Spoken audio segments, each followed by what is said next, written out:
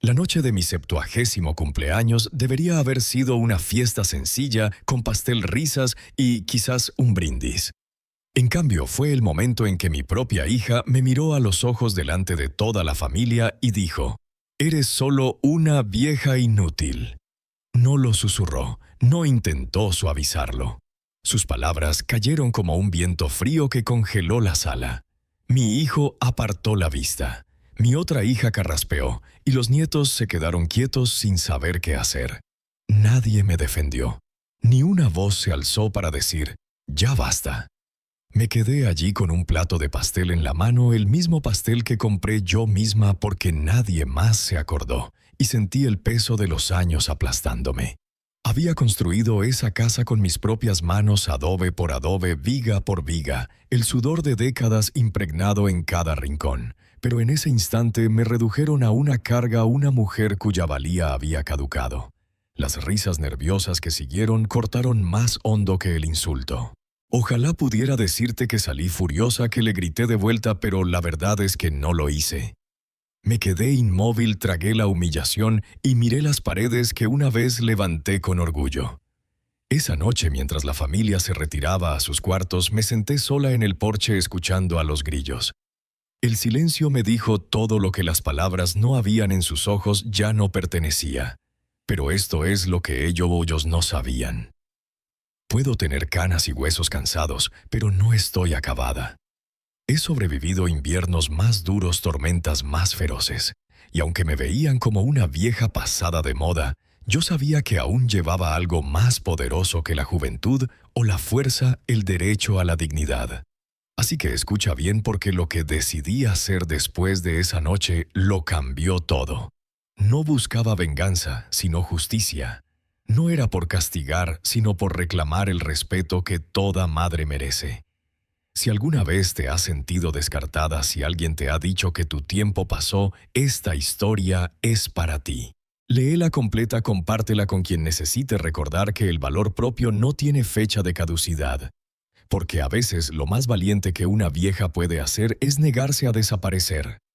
Nací como María González en un pueblo que la mayoría pasa de largo en la carretera, un lugar de silos de maíz, torres de iglesias y veranos tan calurosos que el asfalto se ablanda y guarda la huella de tus guaraches. Si entrecierras los ojos podría confundirse con cualquier rincón del interior mexicano, pero es donde mis manos aprendieron el peso de la tela y el idioma terco de las agujas. Mi madre tenía un taller de costura en un cuarto de adobe detrás de la casa, y crecí entre el polvo de hilos cortados y el aroma dulce de la plancha caliente. A los 18 ya cosía faldas, a los 20 podía armar un vestido recto como una oración, y a los 30 tenía mi propia máquina, mis clientas fijas, mi reputación. La mujer que llegaba cuando decía que barría el taller antes del atardecer, que hacía dobladillos que no se deshilachaban. La vida de una costurera no sale en las noticias, pero construye un pueblo un punto a la vez. Me casé con Juan la primavera en que los jacarandás explotaron en morado junto al río, un hombre con pintura en los nudillos y una risa que te hacía pararte más derecha. Él enseñaba matemáticas en la primaria y podía convertir una caja de zapatos en un teatro de marionetas antes de que terminaras tu café. Empezamos en una casita rentada cerca de las vías del tren y cada mes guardaba un poco, 10, 20, luego 50 pesos en una cuenta de ahorros con un librito que la cajera sellaba con autoridad gentil. No conocía el término interés compuesto, entonces solo que si dejas el dinero quieto crece con confianza callada. Cuando llegó la crisis y los trabajos escasearon, tomé lo que salía: faldas que se descosían, manteles que necesitaban. Remiendos, mantas de iglesia que querían su brillo de vuelta, porque la hipoteca del terrenito que compré a las afueras no le importaban las cifras de desempleo. En ese terreno durante años que sabían a sudor y café tibio en termos, levanté la casa, ventanas de madera rescatadas de una remodelación de la alcaldía, un porche ancho para aguantar las lluvias, pisos de baldosa que teñimos del color de la miel. La casa conoce mi pisada como un guante, aprende una mano. Juan y yo trajimos 3 bebés a ella. Ana, la mayor, con mi mandíbula y un amor temprano por el control. Luis, el callado que desarmaba radios para ver cómo cabía la música. Y Sofía, nuestra sorpresa tardía, una niña con los ojos de su padre y una ternura fiera que me sorprendía en una chiquilla. La vida no era lujosa, pero eran nuestros sábados de chilaquiles que Juan decoraba con chiles en forma de iniciales, partidos de béisbol donde yo gritaba demasiado. Y aprendí a llevar score con un lápiz corto vísperas de Navidad cuando los niños acampaban bajo el árbol y se dormían señalando cuál ornamento venía de qué año. Por las tardes me sentaba con Juan en el columpio del porche mientras las luciérnagas parpadeaban su código lento en el patio y él se recargaba en mí contándome cómo un segundo de primaria por fin dibujó manos que parecían manos y no estrellas de mar. No éramos santos, hubo pagos atrasados y pleitos sobre cuánto ayudara. A Ana cuando insistió en una universidad cara que apenas podíamos y un invierno feo cuando la máquina necesitaba reparación el mismo mes que la estufa de gas falló y me iba a la cama contando facturas contra el techo. Pero lo logramos. Lo logramos porque Juan creía en guardar cositas para después y porque mi espalda, aunque doliera, no me dejaba dormir con un trabajo pendiente. Cuando Juan se enfermó, llegó como un pariente no deseado, tocando primero con cansancio, que culpamos a demasiadas clases de arte, y luego abriendo la puerta con resultados de laboratorio que usaban palabras que ninguno queríamos aprender. La quimio le borró las cejas y nos enseñó el ritmo implacable de las salas de espera.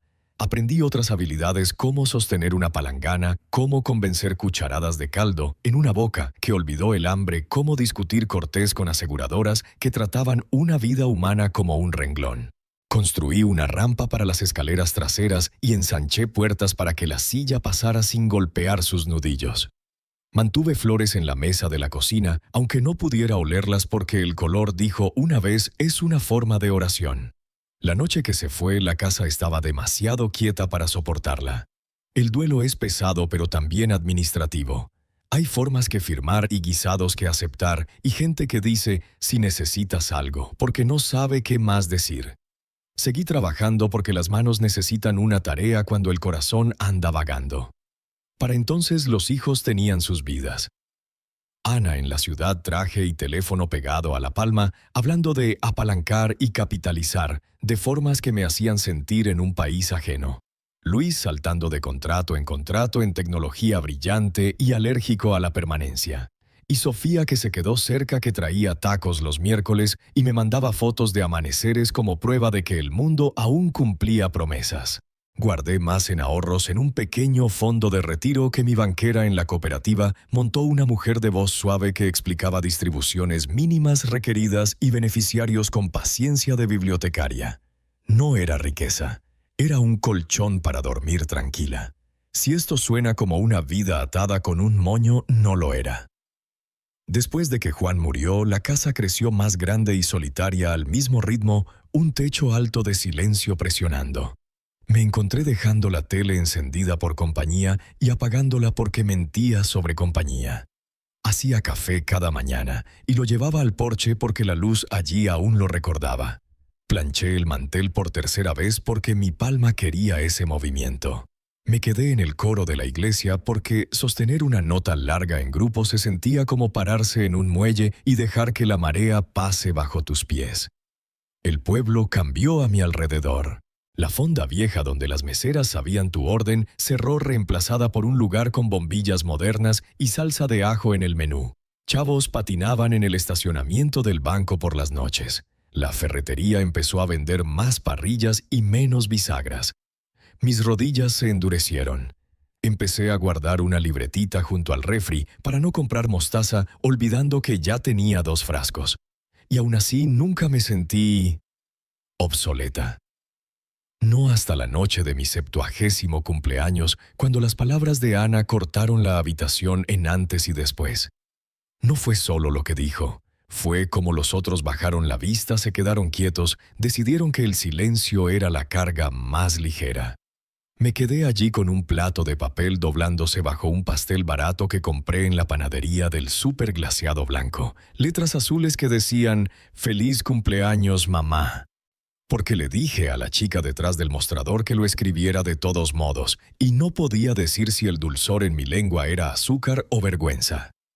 Después de que todos se dispersaron a rincones, limpié como la sirvienta raspando glaseado a la basura, apilando vasos de papel en torres para que no parecieran desorden. Sofía ofreció quedarse tarde y le dije que se fuera porque lo último que una madre quiere es que su hija deje su cama cálida por su humor frío. Salí al porche y sostuve mis manos contra el aire nocturno como una mujer calentándose sobre un fuego invisible. Debes saber esto, hay un tipo de quietud que una casa adopta cuando alguien decide que ya no perteneces en ella. Es diferente de la soledad. Es un silencio cargado como un perro que no viene cuando lo llamas. Me senté con él hasta que el frío se metió en mis muñecas. Ahí fue cuando la memoria entró sin invitación. Vi a Ana a los 7 cargando una caja de costura más grande que su pecho al río atrás, mirando sobre el hombro para asegurarse de que la seguía. La vi a los 12 roja de cortar el pasto y exigiendo pago al precio del mercado. La vi a los 19 yendo a la universidad con la postura de una generala rumbo a una campaña ya ganada. Intenté encontrar en esos recuerdos a la mujer que le dijo a su madre que se sentara y callara. Tal vez la semilla siempre estuvo allí. Tal vez la regué sin saber. La culpa propia es un pozo generoso. Puedes sacar baldes toda la noche. Pero la noche ya me había dado una verdad más simple, no podía dejar que esa frase vieja inútil fuera la última palabra bajo mi nombre. A la mañana siguiente me peiné con cuidado lento como una soldada vistiéndose para inspección, me puse la blusa de algodón que Juan siempre decía me hacía parecer guardabosques y manejé al pueblo. Estacioné frente a la oficina de abogados que había pasado 100 veces sin necesitar un edificio de ladrillo con una placa de latón que decía Ramírez en Cruz Abogados y adentro pedía hablar con alguien sobre testamentos y propiedades. La joven abogada que se sentó conmigo tenía un rostro demasiado liso para haber visto muchos inviernos, pero escuchó como una buena costurera mide 2 veces con paciencia sin apresurar la cinta.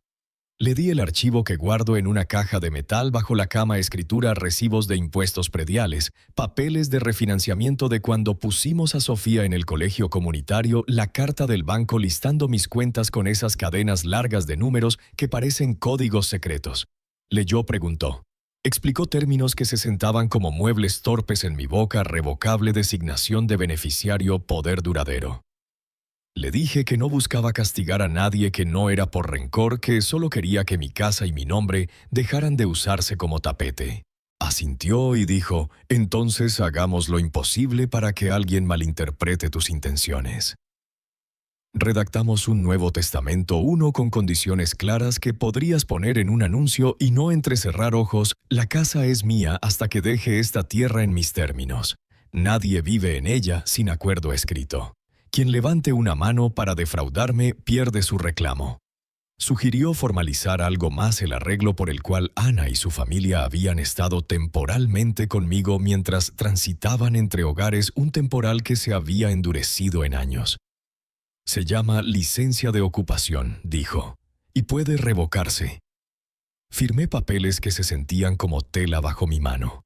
Antes de irme, preguntó si había algo más, y hablé de mis cuentas pequeñas, el fondo de retiro, la póliza de seguro de vida que Juan y yo pagamos por costumbre, una póliza que casi cancelé después del funeral porque las primas se sentían como comprar lluvia. Déjala, dijo. No es por el dinero, señora González, es por el mensaje. De camino a casa, paré en la fonda que ya no era fonda, y pedí café que sabía a pasaporte, y escribí en una servilleta la frase que me había llevado a esa oficina: el respeto no es un favor. No esperas que alguien se acuerde de dártelo desde arriba del refri, lo reclamas como la escritura de tu propio nombre. Por la tarde saqué la caja de bajo la cama y agregué los nuevos papeles. Luego me senté en el piso un rato porque el pasado y el futuro se habían metido en ese cuartito y el presente necesitaba un minuto para respirar. Pensé en Juan, en sus manos, que podían sacar un tulipán de un trozo de arcilla, y le pregunté no en voz alta, sino en forma de pensamiento si estaba haciendo lo correcto. La respuesta vino no como frase, sino como la flojedad de mis hombros. Esa noche escribí una carta no a Ana, no aún, sino a mí misma. Si vas a ser la vieja en esta historia, sé la que se niega a desvanecerse. La casa crujió como se acomoda después de días calurosos largos y entendí que la madera como la gente guarda memoria en sus fibras y sigue cargando. La mañana siguiente sería pronto para la carta certificada para el aviso de 30 días para el inicio de lo que viniera. Por ahora dejé la luz del porche encendida un poco más de lo usual como guiando a alguien a casa. Quizás esa alguien era yo. La mañana después de mi 70º cumpleaños se sintió como despertar de un sueño que ojalá no fuera real, excepto que no tuve tal misericordia.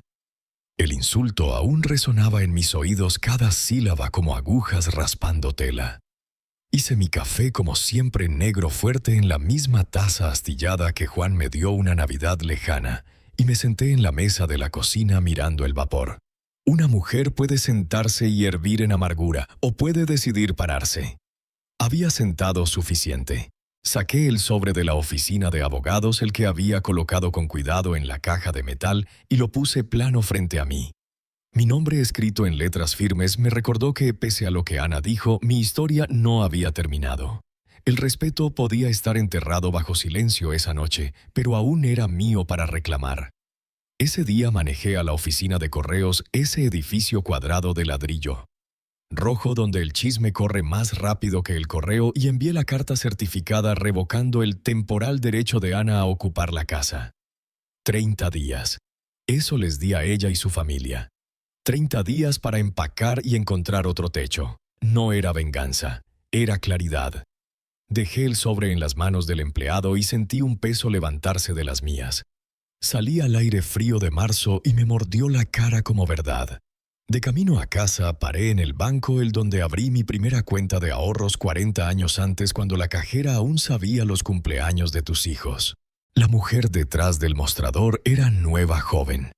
Como para ser mi nieta, pero me miró a los ojos cuando pedí ver mi información de cuenta. Quería copias de todos, saldos, depósitos, intereses. Había aprendido hace mucho que el papel, no las promesas, mantiene a una segura. Me preguntó si algo andaba mal. Dije, no aún, pero quiero estar lista cuando lo esté. Asintió como si entendiera más de lo que sus años permitían. Para el mediodía estaba de vuelta en la casa, papeles esparcidos en la mesa del comedor, y por primera vez en meses me sentí más viva que cansada. Por años había vivido como si cada día fuera algo que aguantar en silencio, un eco de rutinas viejas.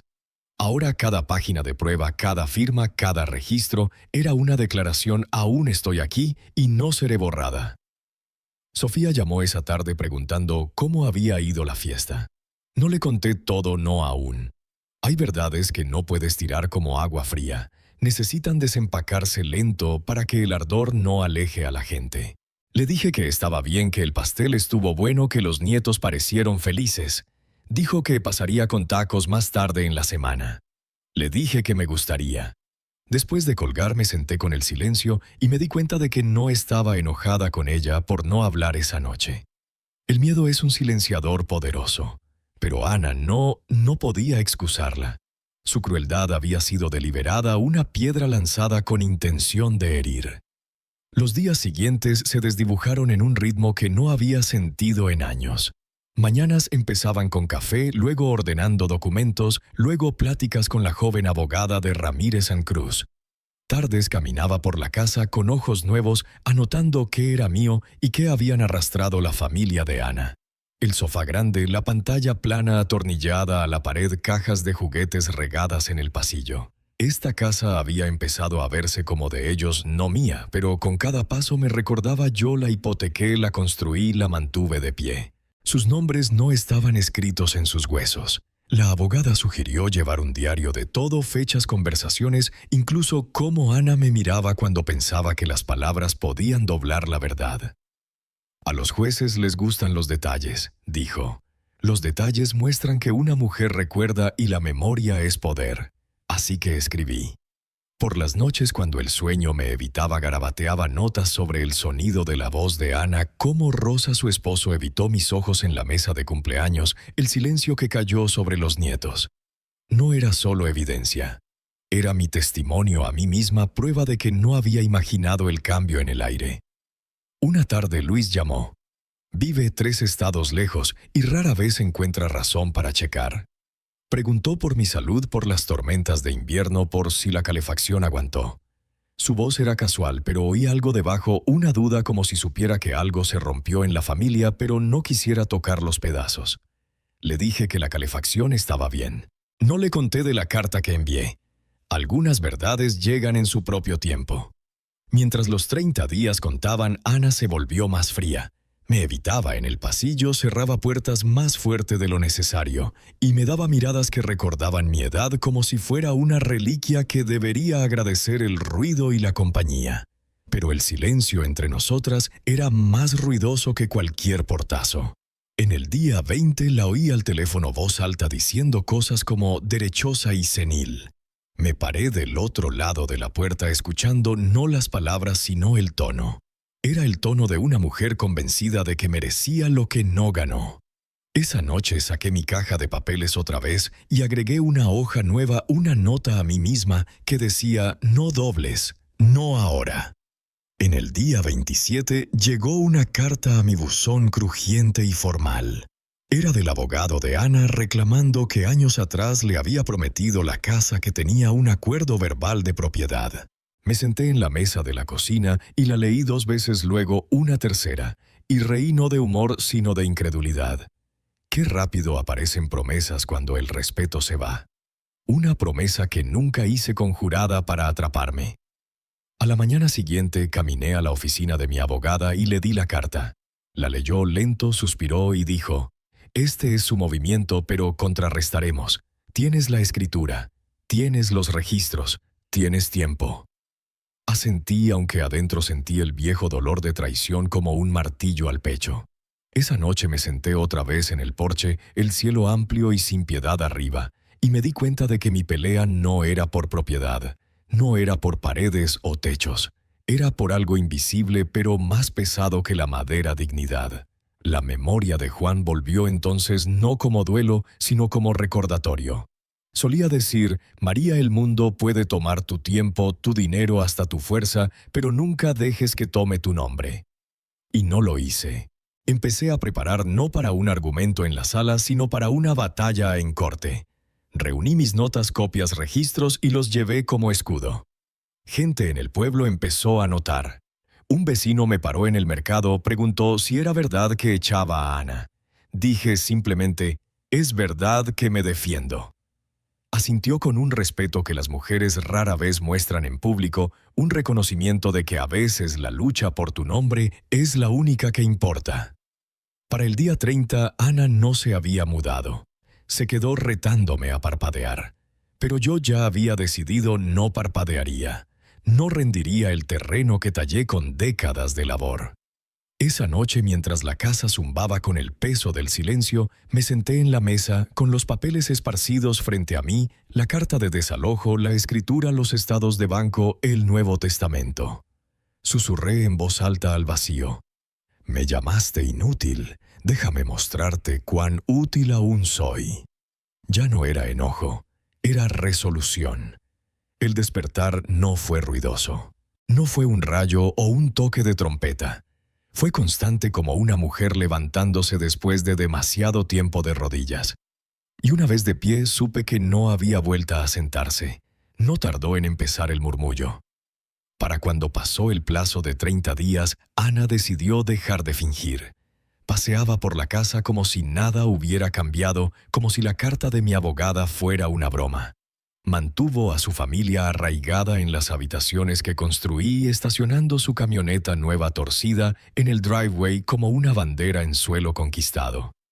Y cuando le recordé suave al principio que el tiempo se acabó, me dio una sonrisa demasiado fría para pertenecer a una hija y dijo: «Esta casa siempre fue para mí. Solo no recuerdas prometerla». Podría haberlo ignorado, achacarlo a arrogancia, pero 2 días después llegó un sobre Manila. Otra carta de su abogado vestida de jerga legal, pero simple en mensaje. Ana reclamaba un acuerdo verbal para regalarle la casa. Ninguna firma, ningún documento, solo su palabra contra la mía.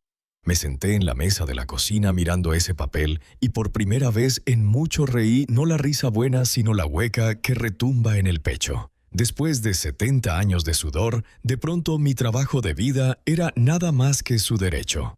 Llamé a mi abogada de inmediato. Leyó la carta, golpeó la mesa y dijo: «Están blufeando. Quieren asustarte para que te rindas. Tienes la escritura, tienes los registros, tienes prueba». Aún así, un bluff puede desgastar a una si lo dejas, y Ana lo sabía. Sabía cómo funciona la fatiga, cómo arrastrar a alguien por papeles y audiencias y acusaciones puede moler la resolución. Lo que no sabía era que yo había estado moliendo desde los 15, cosiendo dobladillos, planchando telas, cargando rollos, hasta que mis hombros se sentían de piedra. Entendía la resistencia mejor que ella nunca lo haría. Pero no había terminado. Una semana después recibí una llamada del banco. La mujer en la línea tenía una voz cuidadosa, la que usas con un niño sosteniendo algo frágil. Me dijo que había intentos inusuales de acceder a mi cuenta. Múltiples pruebas con contraseñas erróneas, alertas de seguridad. La habían bloqueado, pero quería confirmar que no fui yo. Mi estómago se revolvió. No, no fui yo. Luego preguntó: ¿algún familiar tiene acceso a tus documentos personales, señora González? La pregunta quemó peor que la respuesta. Supe justo entonces. Ana había cruzado otra línea. Esa noche, al revisar mi archivero, noté algo fuera una carpeta ligeramente descolocada, como si alguien hubiera hurgado cuando no estaba. Unos talones de pago, slips de seguro y una copia de mi firma en un permiso viejo estaban diferente de como recordaba dejarlos. El pozo en mi estómago se profundizó. En días vino la confirmación. Un empleado del banco me mostró un formulario que alguien intentó someter una solicitud de transferir fondos con mi nombre y números de cuenta. La firma era una imitación torpe de la mía, buena para un vistazo, pero errónea para quien conocía mi mano. Y lo peor, el beneficiario listado no era Ana. Era Rosa, su esposo. Sostuve ese papel mucho tiempo más de lo debido, leyendo su nombre donde el mío debería terminar. Es una cosa que tu hija te traicione. Es otra saber que su esposo, el hombre que una vez recibiste en la familia con brazos abiertos, fue cómplice. Manejé a casa con ese papel temblando en el asiento del pasajero. El enojo iba y venía en olas, pero debajo había algo más pesado: duelo. Porque esto no era solo robo de dinero, era robo de confianza, de lazos de sangre, de la dignidad callada que mantiene a una familia sin astillarse. Ese fin de semana me reuní con mi abogada otra vez. Extendió todo como tela en caballetes: la escritura, el formulario forjado, el aviso de desalojo, las cartas amenazantes. «Escalaremos», dijo. «Esto ya no es solo civil, es fraude, presentaremos cargos». Asentí, aunque una parte de mí quería huir de todo, volver a la vida quieta donde el sonido más fuerte era una aguja pinchando tela. Pero esa vida se fue. Tenía que entrar a la tormenta porque si no me ahogaría de todos modos. Ana no gustaba de ser acorralada. Empezó a llamarme gritando por la línea antes de que dijera hola. «Has perdido la cabeza, mamá. Estás arruinando esta familia. ¿Quieres ver a tus nietos sin hogar?» La dejé gritar. Cuando se quedó sin aliento, respondí lenta y firme: «Tú hiciste esta elección, no yo». El silencio que siguió fue peor que los gritos. Y luego colgó. Días después, Rosa apareció en mi puerta sin Ana, ojos rojos y manos aferrando la correa de su bolso como si fuera lo único que la anclaba. Por un momento consideré cerrar la puerta, pero algo en su cara me detuvo. Confesó en frases rotas que había firmado los papeles forjados, que Ana la presionó, la amenazó con palabras lo bastante afiladas para magullar. Dijo que no podía quedarse, no con ella, desmoronándose, no con ella, gritando a los niños. «Me voy», susurró. «No puedo dejar que mis hijos crezcan en ese veneno». Quería sentirme vindicada. En cambio me sentí cansada. Preguntó si podía traer a los niños a visitarme. A veces dijo que me extrañaban, pero tenían miedo. Le dije que la puerta siempre estaba abierta para ellos. Al irse le advertí suave: «Lleva lo que has aprendido. No desperdicies este dolor repitiéndolo». Asintió, lágrimas rayando sus mejillas. La casa estaba quieta otra vez, pero la quietud llevaba un peso nuevo, un sentido de que la tormenta no se rompía, solo empezaba. Mi nieto Miguel apareció la semana siguiente, mochila al hombro más alto de lo que recordaba sus ojos, sosteniendo juventud y viejo dolor. Me dijo que había visto los correos, oído los pleitos, sabía exactamente qué había hecho su madre. «Solo quiero que sepas», dijo, «no estás sola. No todos piensan que eres una carga».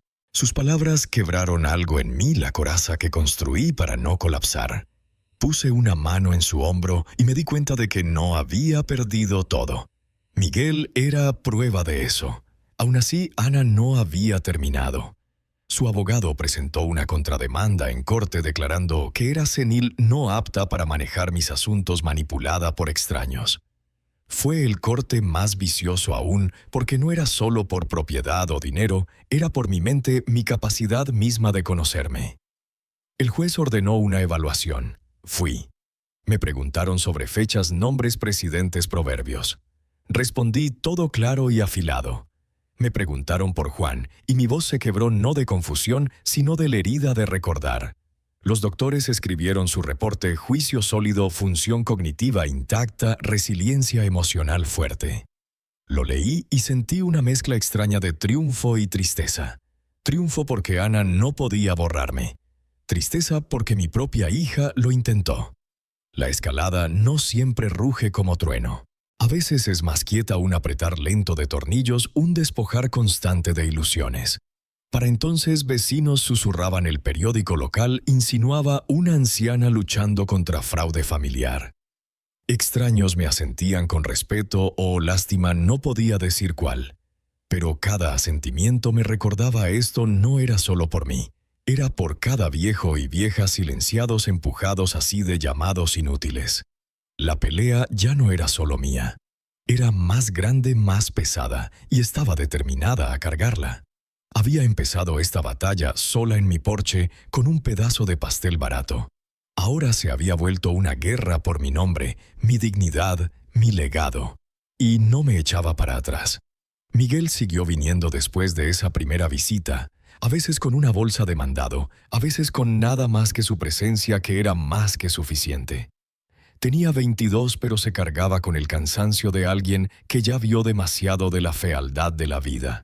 Se sentaba frente a mí en la mesa de la cocina sorbiendo café que decía era demasiado fuerte y hacía preguntas que nadie más en la familia osaba.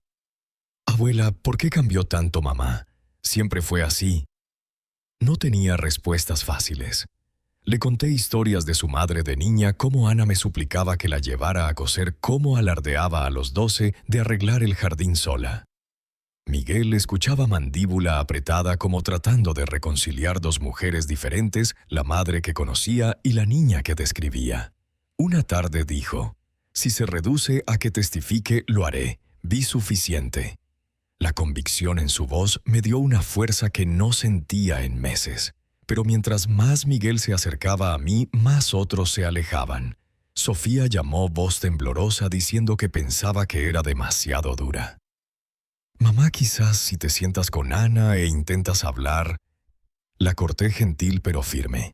«Sofía, ¿dónde estabas cuando me llamó inútil? ¿Dónde estaba tu voz entonces?» Se quedó callada. No la culpaba. La lealtad en familias a menudo se enreda como hilos de pescar. Aún así, su silencio dolió.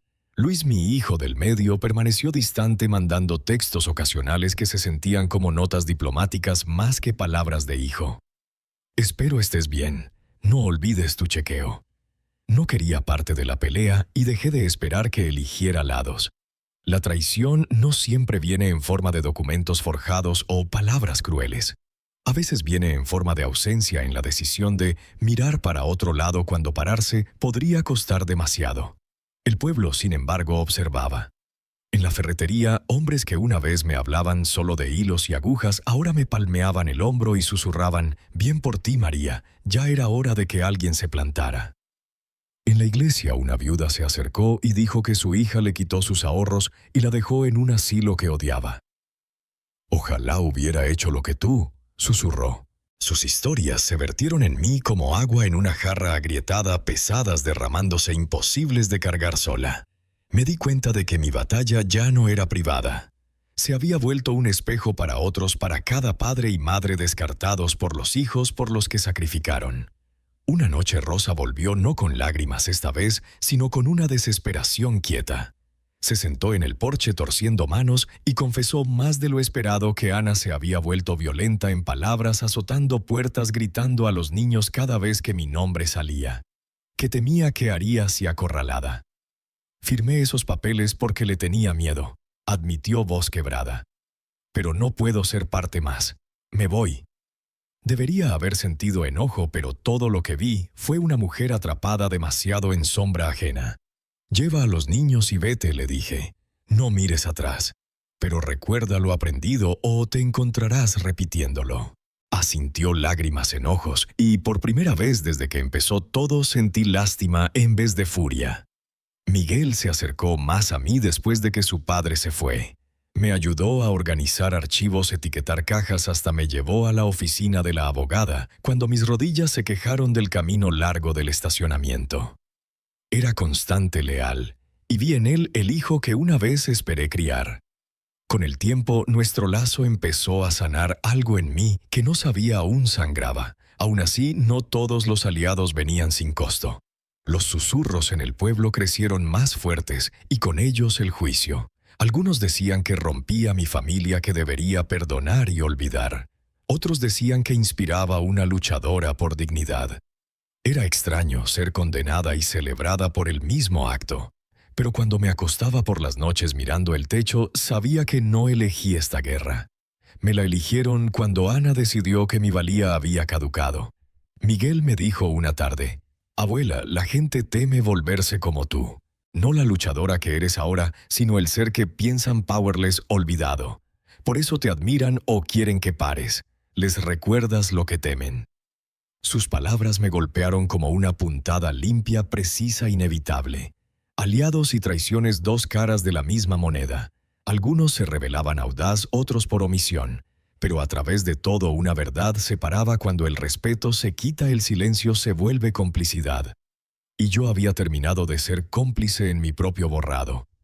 Con Miguel a mi lado, Rosa tallando su escape y Sofía y Luis vacilando al fondo, entendí que las líneas de batalla se dibujaban no solo en archivos de corte, sino en corazones. Esto ya no era solo por propiedad o dinero. Era por quién se paraba por la verdad cuando costaba y quién elegía comodidad en su lugar. La sala de la corte olía a polvo y papel viejo, el tipo de lugar donde el tiempo cuelga pesado en las esquinas. Había estado en muchos edificios en mi vida: salones de iglesia, gimnasios de escuela, sitios de costura, pero nunca uno donde cada eco se sentía como juicio. La primera audiencia fue temprano un martes, el tipo de día cuando la mayoría va al trabajo o escuela. Aún así, cuando crucé esas puertas dobles, me di cuenta de que no sería un asunto quieto. Vecinos se esparcían en los bancos susurrando en el tono medio shocked que la gente usa en funerales. Una reportera local garabateaba notas atrás su estuche de cámara a los pies. Por primera vez, mi batalla privada se volvió espectáculo público. Ana se sentó del otro lado de la sala, traje planchado, pelo peinado, como yendo a una junta. No me miró. Miró al frente, mandíbula apretada, como si cruzar ojos significara admitir algo. Su abogado, un hombre lo bastante resbaloso para deslizarse por grietas en mármol, barajeaba papeles teatral. Mi propia abogada se acercó y dijo: «Mantén la calma, deja que la evidencia hable». La jueza era más joven de lo esperado, con gafas afiladas y voz que llevaba autoridad sin gritar. Leyó los archivos iniciales. Mi reclamo de propiedad, la contrademanda de Ana de una promesa verbal, las alegaciones de fraude y forja. Cada palabra era un martillazo, no porque temiera la verdad, sino porque oír la fealdad de tu familia leída en voz alta es su propio castigo. La primera evidencia presentada fue la escritura vieja pero clara con mi nombre tecleado. Mi abogada la pasó como una bandera plantada en suelo. «Esta propiedad ha permanecido a nombre de la señora González desde la compra», explicó. «Impuestos pagados en lleno cada año. Ninguna transferencia de propiedad verbal o de otra forma ha sido documentada». El abogado de Ana se levantó objetando en esa forma pulida de abogados, reclamando un acuerdo verbal. La jueza alzó una ceja y preguntó: «¿Tienen evidencia de este acuerdo?». El silencio se estiró hasta casi romperse. Murmuró algo sobre testigos de carácter, pero la sala ya sabía no había nada. Luego vinieron los documentos del banco. Mi abogada produjo el formulario forjado de transferencia señalando el intento torpe de mi firma y lo puso junto al análisis experto declarándolo fraudulento. Leyó en voz alta el nombre como beneficiario Rosa González. Un murmullo rodó por la corte. Miré hacia Ana, pero se sentó como piedra, ojos entrecerrados lo suficiente para traicionar una grieta en la armadura. Cuando el fiscal se paró a abordar, su voz era firme. «Esto no es meramente un desacuerdo familiar», dijo. «Es un intento deliberado de fraude financiero. El hecho de que el esposo del demandado esté listado como beneficiario sugiere conspiración». Ana se movió en su asiento, manos aferrando el borde de la mesa tan fuerte que sus nudillos blanquearon. Mi abogada se inclinó y susurró: «Los tenemos». Pero no sentí triunfante. Me sentí hueca, porque cada palabra que construía el caso contra mi hija era otro recordatorio de cuán bajo había caído. Luego vino el momento que temía, la contrademanda sobre mi mente. El abogado de Ana se levantó y, con voz goteando falsa preocupación, declaró que su clienta temía que ya no era capaz de decisiones sólidas. Reclamó que me manipulaban, que mi asertividad nueva era producto de otros, susurrando en mi oído. «La señora González tiene 70», dijo arrastrando cada sílaba como si la edad fuera crimen. La jueza me miró. «Serra González, por favor, acérquese». Mis piernas se endurecieron, pero me levanté y caminé adelante. Preguntó simple al principio mi nombre completo, dirección, el año, el presidente actual. Respondí claro. Luego pidió explicar por qué vine a corte. La miré a los ojos y dije: «Porque mi hija intentó borrarme de mi propia vida. Estoy aquí para asegurarme de que no lo logre». La corte cayó quieta. Asintió, anotó, y esa semana fui a la evaluación psiquiátrica completa. Los doctores preguntaron. Probaron mi memoria, mi razonamiento, hasta mis emociones. Intentaron tropezarme con acertijos y dilemas, pero me quedé firme. Cuando preguntaron por Juan, mi voz flaqueó, pero no de confusión. Se quebró porque el duelo no se desvanece a comando. El reporte final volvió. Capacidad cognitiva intacta, respuestas emocionales apropiadas, ninguna evidencia de facultades mentales disminuidas. Mi abogada lo presentó de inmediato. La jueza desechó la contrademanda de Ana con un golpe seco de su mazo. Ese fue el día que sentí mi espina enderezarse un poco más alta. Aún así, las audiencias se arrastraron. Cada sesión era un molido lento por acusaciones, evidencia, testimonios. Rosa fue llamada al estrado. Confesó su rol temblando, admitiendo que Ana la presionó a firmar. Dijo que tuvo miedo, que pensó era papeleo inofensivo. Verla desmoronarse bajo juramento fue doloroso y vindicante. Miguel, mi nieto, tomó el estrado después. Su voz fue firme, clara, describiendo los pleitos que oyó, las amenazas, los intentos de enterrar la verdad. Cuando preguntaron por qué eligió testificar contra su madre, me miró y dijo: «Porque lo correcto es lo correcto, no importa quién seas». Esas palabras casi me quebraron. Aferré el banco para no llorar. El fiscal presentó reportes forenses digitales confirmando los intentos repetidos de acceder a mi cuenta bancaria. Capturas de pantalla, direcciones IP, marcas de tiempo. Cada detalle pintaba la misma imagen: una hija que intentó despojar a su madre no solo de propiedad, sino de independencia misma. Finalmente la jueza habló. Esta corte reconoce evidencia suficiente para perseguir cargos criminales de intento de fraude, forja y acceso ilegal a registros financieros contra la señora Ana González. Ordenó restricciones inmediatas. Ana tenía prohibido acercárseme a acceder a la propiedad, entregar su pasaporte y reportar semanal a la corte. El mazo golpeó. Mi corazón latió no de victoria, sino de liberación. Por primera vez en meses sentí que la ley, no solo mi voluntad, separaba entre mí y la tormenta. Aún así, al salir de esa corte no sentí ganas de celebrar. Vecinos me palmeaban el hombro, algunos llamándome valiente, otros susurrando cuán trágico era todo. No se equivocaban. El valor y la tragedia a menudo comparten camino.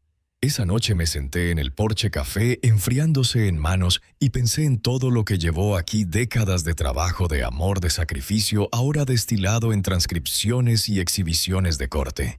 No quería venganza, ni siquiera castigo.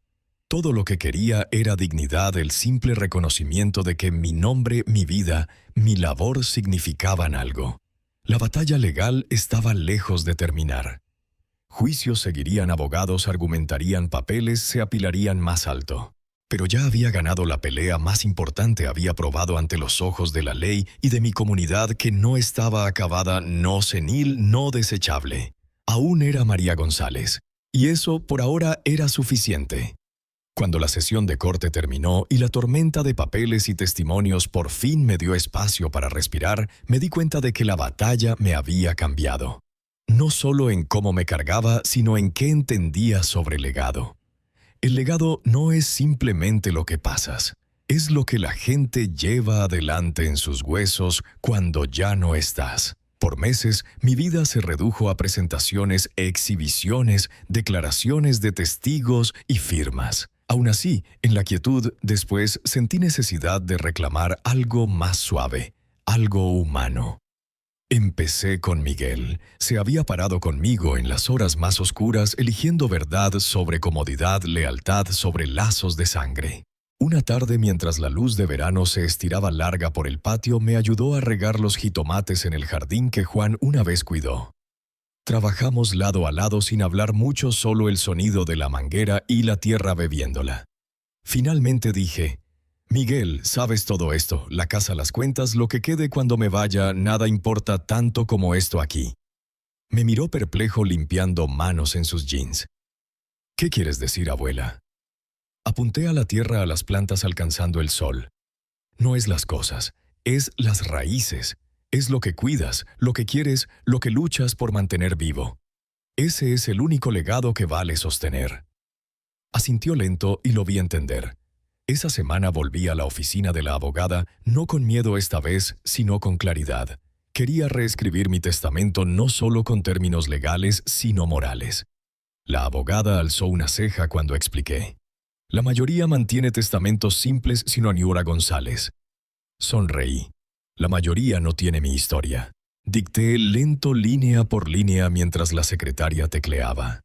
Escribí de cómo el respeto no se ruega, cómo la dignidad no es opcional, cómo el silencio ante traición solo alimenta al traidor. Escribí de Juan, de cómo el amor nos llevó por inviernos duros y cómo la verdadera riqueza no se mide en pesos sino en constancia. Y escribí directo a mis nietos, especialmente Miguel.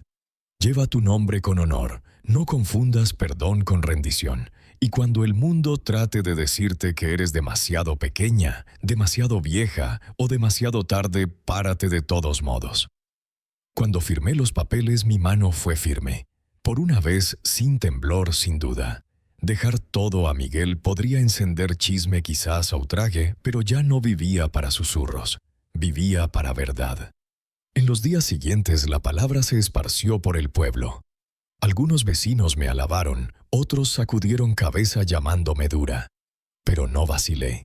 En el mercado, una mujer mayor tocó mi brazo y susurró: «Mi hija me metió en un asilo y vendió mi casa. Ojalá tuviera tu valor». Sus ojos brillaron y me di cuenta de que al pararme me había vuelto símbolo, no solo una mujer defendiendo propiedad. Una tarde Sofía visitó. Parecía cansada, atrapada entre el pleito de sus hermanas y su amor por todos. Preguntó por qué había ido tan lejos, por qué no podía dejar las cosas. La invité a sentarse en el porche donde Juan solía sorber su té. «Sofía», dije gentil, «lo peor no es perder una casa, es perderte a ti misma. Si hubiera quedado callada, si hubiera dejado que Ana me tratara como invisible, habría muerto de pie mucho antes de la tumba». Lloró suave y por primera vez en meses recargó su cabeza en mi hombro. No era acuerdo total, pero era entendimiento. Era suficiente. Mientras Miguel se volvió mi compañero constante. Venía después del trabajo, a veces con pizza, a veces con solo un cuaderno. Una tarde me dio un diario en blanco. «Escríbelo todo, abuela. No solo lo que pasó con mamá, todo. Tu vida, tus lecciones, tus historias. Quiero conocerlas y algún día mis hijos también. Así que lo hice. Cada mañana me sentaba en la mesa de la cocina con café y empezaba a escribir. Sobre mi primer trabajo como costurera, sobre conocer a Juan, sobre las noches largas cuando pensábamos que los pesos no alcanzarían, sobre la alegría de ver a Sofía andar en bici sin rueditas, sobre el dolor de enterrar a Juan. Las páginas se llenaron lento pero firme, mi vida grabada en tinta en vez de solo memoria. Escribir me dio paz. Me recordó que era más que un caso de corte, más que una madre herida por su hija. Era una constructora, una esposa, una mujer que amó profundo y trabajó honesto. Ese era mi herencia real para dejar. Miguel a veces se sentaba frente leyendo pasajes en voz alta. Una vez después de terminar una sección sobre los últimos días de Juan, se limpió los ojos y dijo: «Abuela, esto es oro. Vale más que cualquier casa o ahorros». Y tenía razón. Aún así, sabía que lo tangible importaba también. Una tarde, mientras los grillos zumbaban y el cielo ardía naranja, le dije a Miguel directo: «Te he dejado todo». Sus ojos se abrieron y por un momento no habló. Luego sacudió cabeza. «Abuela, no necesito eso. Solo te necesito a ti». Alcancé sobre la mesa y aferré su mano. «Lo sé, por eso eres el que lo merece». En ese momento sentí un círculo cerrarse, los años de sacrificio, la traición, las batallas de corte, todo llevando a esto, pasando no solo propiedad, sino principio, a alguien que entendía. El legado no es lo que acaparas, sino lo que entregas con amor. Mientras pasaban semanas me encontré más ligera. Ya no chequeaba sobre mi hombro esperando el próximo ataque. Ana quedó callada, atada por restricciones legales y su propio orgullo. Dejé de esperar reconciliación. Perdón podía ofrecer, confianza no. Algunas heridas cicatrizan demasiado profundo. Pero con Miguel a mi lado, con el diario llenándose y el testamento finalizado, ya no me sentía como una mujer disminuida. Me sentía renovada. Una tarde, después de terminar otro capítulo en mi cuaderno, me senté en el porche y escuché el viento en los árboles. Pensé en Juan, imaginé su voz diciendo: «No olvidaste quién eres». Y me di cuenta de que tenía razón. Ese era el legado que quería, más no una casa o cuentas, sino la prueba de que incluso en el otoño de la vida puedes pararte alta. Mi historia empezó con un pastel barato y un insulto cruel. Vagó por traición, fraude y batallas de corte. Pero terminó aquí con claridad. No era inútil, no estaba acabada. Aún era María González, esposa, madre, abuela, constructora, luchadora. Y mi legado estaba vivo, escrito en palabras, sellado en amor y llevado adelante en el corazón de un nieto que se negó a dejarme olvidar. La lección de esta historia es que el respeto y la dignidad no se mendigan. Se reclaman con firmeza incluso cuando el mundo intenta borrarte. Recuerda, tu valor no caduca con los años y el legado verdadero se construye en raíces de amor y verdad, no en posesiones. Si te sientes descartado, párate y reclama tu nombre, porque negarte a desaparecer es el acto más poderoso de todos.